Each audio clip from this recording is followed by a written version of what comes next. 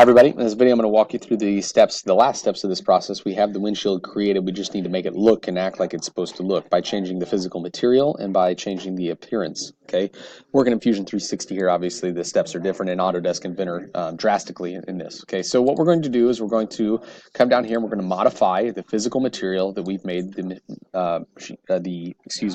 windshield out of. Right now it is this, which is steel, that's the default.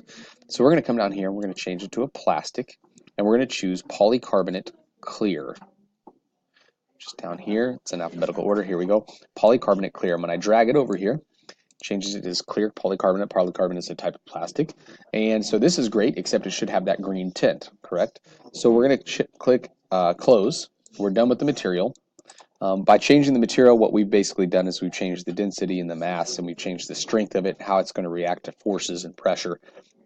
But we haven't changed how it looks. So for that, we're just going to hit A for appearance, and it's going to bring up the appearance menu. So A is the keyboard shortcut. And if I go down, I'll see that the plastics, there are lots of different types of plastics. We have opaque, which is not see-through. That's going to be a solid color. We have textured, which means it's not smooth. We have translucent, and we have transparent. And transparent is the version that we want to use. Unfortunately, we do not have a green version here.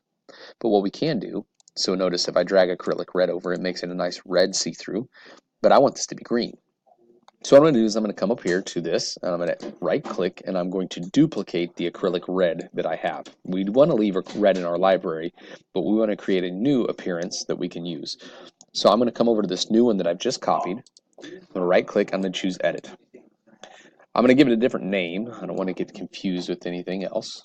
So I'm going to change it to acrylic green, perhaps. And then I'm just going to take this slider. I'm going to choose a green that looks good. So, hey, there we go. Maybe about there. Okay. And I'm just eyeballing. I'm trying to get it close. Okay. When I'm done, I'm going to click done.